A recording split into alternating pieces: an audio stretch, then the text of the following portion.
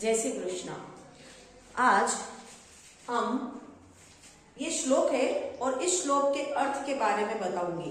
इसकी सप्रसंग भावार्थ कीजिए। ये प्रश्न आता है 2 नंबर का 10th बोर्ड में। तो कैसे यदि हम आ जाता है तो मैं आपको ट्रिक बताऊंगी कि हम कैसे उसका अर्थ कर पाए, क्योंकि हम कोई बच्चे होते हैं किसी श्लोक का अर्थ उस समय भूल जाते हैं, याद तो करके जाते हैं लेकिन भूल जाते हैं। तो कैसे हम इसको याद करना है, कैसे श्लोकों का अर्थ याद रखें, तो इसका मैं एक शॉर्ट ट्रिक बताऊंगी। सबसे शॉर्ट ट्रिक है, जैसे मैंने एक श्लोक लिखा है, आलस्य ही मनुष्याणाम शरीरस्थो महान रिपु ना अस्ति उद्यम समो बंधु कृत्वा यम नाव सिद्धति।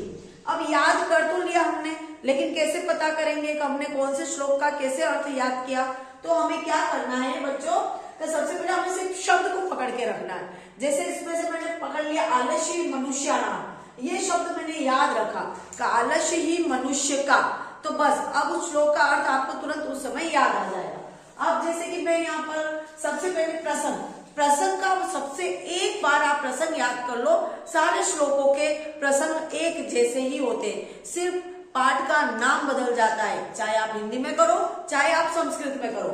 अब जैसे ये वाला श्लोक आ गया तो हमें पता है कि हमारे जो चैप्टर है, हमारे जो बुक में जितने चैप्टर है, तो पहले तो चैप्टर याद करके रखो। जैसे सुभाषितानी चैप्टर है तो हमें फिक्स याद हो जाना चाहिए कि सुभाषितानी चैप्टर है और उसमें ये सारे अच्छे अच्छे सुविचार, सुभाषितानी यानी अच्छे विचार, अच्छे भाषण, और एक सूक्त है तो उसमें सारे सूक्ति है, सु प्लस उक्ति, अच्छी अच्छी कहावतें।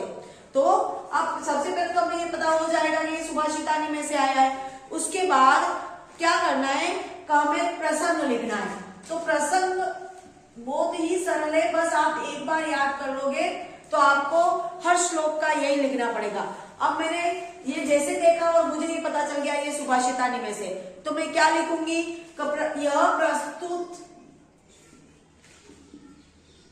यह प्रस्तुत श्लोक। अच्छा, पुस्तक का नाम भी लिखना होता है। यह प्रस्तुत श्लोक हमारी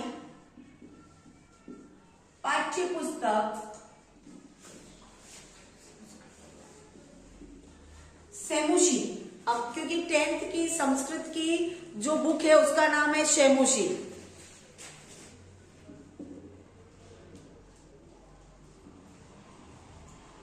और शैमुषी को थोड़ा हाईलाइट कर दीजिए। शैमुषी में से अब चैप्टर